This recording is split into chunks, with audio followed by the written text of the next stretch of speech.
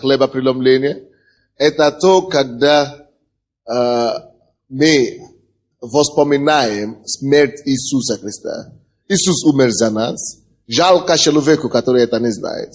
Жалко человеку, который не имеет крови Иисуса. Потому что однажды все равно ему придется предстать перед Богом. А если человек перестанет перед Богом без омытия крови Иисуса Христа, этот человек попадает в ад натурально. Ад – это страшное место. Бог создал ад не для человека. Бог создал ад для сатаны, который согрешил прежде, из-за его ангелов, которые согрешили вместе с ними.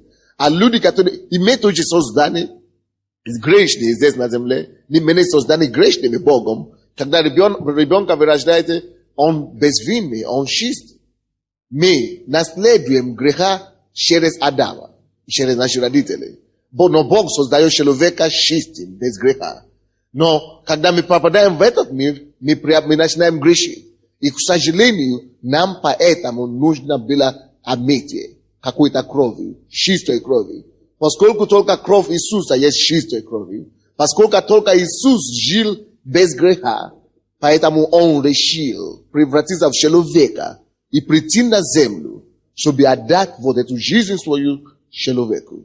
Он пришел, Он умер за нас, отдал свою жизнь за нас, и говорит, и когда Он хотел уйти на небо, Он сказал, это делайте в моем воспоминании. Откройте, пожалуйста, вместе со мной Евангелие от Матфея, 26 глава. Евангелие от Матфея, 26. Хор может пока, постоять там, а потом вы придете. Можно пока посидеть. Вы можете пока отойти, а потом вы придете. Чтобы отдохнуть вам, или посидеть там же, да, еще красивее, вот лучше так вот посидеть. Вы слушаете слово, да? Евангелие от Матфея, 26 глава, 26 стиха. И когда они ели, Иисус взял хлеб и, благословив, преломил, и, раздавая ученикам, сказал, примите, едите, это тело мое. И, взяв чашу и благодарив, подав им и сказал, пейте из нее все, ибо это кровь моя Нового Завета, за многих изливаемая на прощение грехов. Дорогой, вы здесь? Уверен ли ты, что твои грехи прощены? Твои грехи не могут быть прощены без излияния крови Иисуса. Вот почему его повесили на этот крест. Вот почему Он пролил свою кровь. Чтобы ты мог быть омытым этой крови. Братья и сестры, кровь Иисуса Христа не омывает человека автоматически. Иисус Христос не становится Господом человека автоматически. Необходимо прежде, чтобы человек сам, самостоятельно обратился к Богу и сказал, Господь, я знаю, что я грешный. Каждый разумный человек знает, что он грешный. Каждый человек грешный. Каждый знает это. И это не секрет, это не тайна. Но гордыня человеческая мешает человеку признаться в этом. А гордость – это противоположность Бога. Когда человек хранит гордость в своем сердце, это уже есть первое препятствие, чтобы он не получил спасение. Потому что он не сможет смирить себя. Он не сможет признаться, что в его греха, потому что гордость ему мешает. Как это я грешный? Как это я не хуже соседа? Я не хуже того? Я не хуже третьего? Но, дорогой, не сравнивай себе с соседом или ближним. Сравни себя с Богом. Тогда ты поймешь, насколько ты грязный. Сравнивай себя с Богом, который тебя создал для хороших, добрых дел. Тогда ты поймешь, что вообще ты никуда не годнейший. Если ты продолжишь так, ты однажды войдешь в тупик. Ты однажды упадешь, ты однажды разбьешь себе лбу. И это здесь в миру, здесь в этой земле, A to nakazanie, które jest bude na ziemi, eta yerunda, eta wawsze nishiwo, sравнение z tym nakazaniem, które bude na nieba. Ad. Wieczny ad. Nie na 10 lat ad. Muszenie, wagnie, muki, ognie i muki. Когда человек горит, и не сгорается. А чувствует, тем не менее, чувствует боли, ожога. А не сгорается. Это ужаснейшие боли. Это невероятнейшее мучение. Не дай Бог. Даже врагу своему не желаю. Бог говорит, что Библия говорит, что Бог, Он не благоволит смерть грешника. Он не рад, когда грешник умирает. Бог даже не радует. Даже если он был самый ужасный грешник здесь на земле, когда он умирает, Бог понимает, что ему ждет, что его ждет. И Бог переживает за такого человека, что он потерян навсегда. Если ты здесь сегодня, потому и Бог привез тебя, чтобы ты мог обратиться к этому мужу галилеянину, чтобы ты мог обратиться к человеку из Назарета, чтобы ты мог смотреть на небо и смотреть на свою ситуацию, чтобы ты мог признаться в своих грехах, чтобы ты мог однажды исповедоваться перед Богом и признаться в том, что ты беспомощный, ты грязный и ты неугодник перед Богом. И ты должен признаться, без этого ты знаешь, что ты умрешь, ты просто обречен. Здесь на земле и там.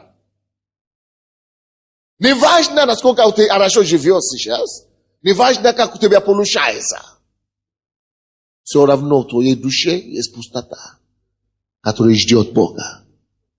Ты можешь одеть костюм хороший, ты можешь хорошо выглядеть, ты можешь жить в шикарном доме. Но если ты живешь без Христа Иисуса, у тебя что-то не хватает, и ты это знаешь. Но проблема с людьми в том, что они не знают, что не хватает, чего не хватает. Они думают, я побольше заработаю. Тогда я буду счастлив. Я счастливый. Я побольше погуляю, я загуляю, и тогда я стану счастливым. Я побольше сделаю что-то, и тогда ты никогда не станешь счастливым. Греха. Без Бога. Истинное удовлетворение и удовольствие придет в твоей душе только тогда, когда ты примиришься с Богом. Но ты не счастлив, потому что ты грешишь только. Нет. Многие грешат, даже после того, как они уже христиане. Но ты несчастлив, потому что ты не примирился с Богом. Это вражда, это ситуация, враждебные отношения с Богом не может привести человека к счастью истинному никогда. Поэтому прежде всего тебе надо примириться со своим Создателем, с Христом Иисусом. Тебе надо получить спасение. Прошлое воскресенье, по-моему, прошлое воскресенье, да? Или позапрошлое воскресенье? Прошлое воскресенье. На втором служении здесь был у нас спецнаса. Или откуда он был? Спецнас Альфа, что-то такое. Он служил в Альфе. Такой это самое есть. Он попал, стоял там, презрительно так. Его пригласили, его друзья. Ну, что там. Потом в конце служения Бог зашел на него. Мы призывали людей, которые хотят прийти к Богу. Он тоже вышел, попробуй. Он был офицером там, и он говорит, что за его душу, на его душе лежит несколько, десятки. Но это их было, он говорит, что я не мог отказаться от приказа. Это моя работа была. Ну что поделаешь? Он стоял здесь, и он говорит, что я никогда не плакал. С тех пор, как я взрослый. Ну, особенно когда, с тех пор, как он служил, никогда не плакал в жизни. Он стоял здесь, Бог прикоснулся к нему, слезы текли. Он говорит, я не понял, что со мной происходит. Это что, самовнушение? Он говорит, даже если это самовнушение, никогда бы не... Я пытался внушить себе, не мог. Это, когда человек стоит перед всемогущим Богом, его душа расплывается. Дорогой мой, ты не попал в клуб. Ты попал в присутствие и дом Бога живого.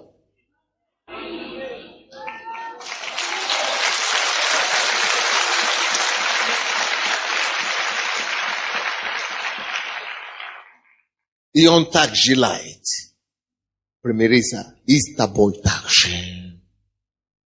Я был грешником. Он спас меня и избавил меня от ада. И если есть что-то, что я знаю, даже если я забуду, как себя зовут, как меня зовут, то я знаю, что я иду на небо. Это, никто уже меня не переубедит. Я знал, я слишком близок. Я слишком далеко пошел с Иисусом. Я слишком близко подошел к врата неба. Оно стало слишком реальным для меня, чтобы сомневаться, что есть ли рай или ад, есть ли Бог или есть ли Иисус. Это уже не вопрос.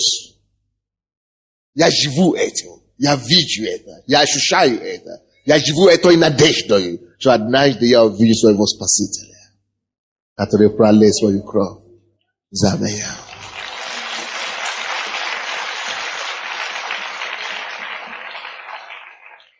Вот почему Иисус установил этот порядок хлебопреломления, чтобы хотя бы раз, он не сказал каждый месяц или каждый год, он просто говорит, делайте это, в моем воспоминании.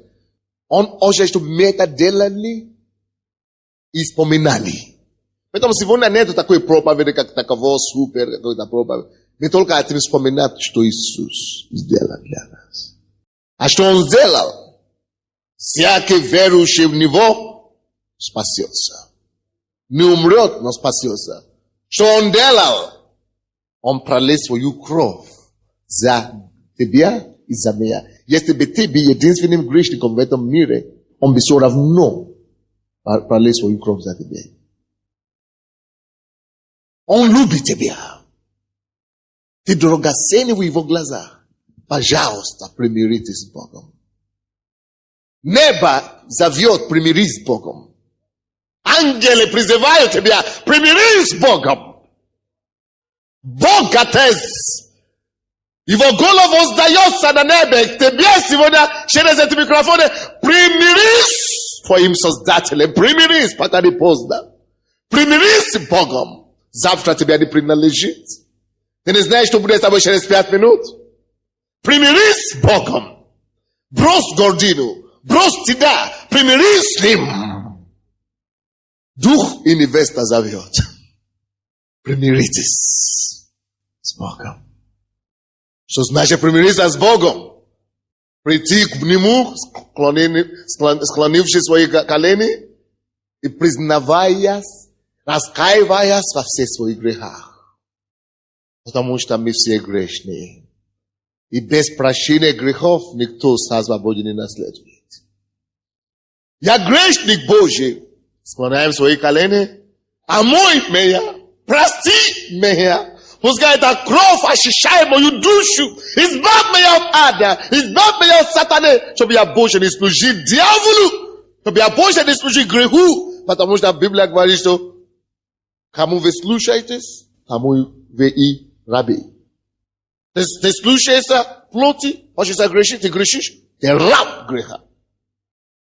Но когда Бог прощает человека, Он освобождает его рабства греха и рабства сатаны и делает его рабом Бога, рабом праведности.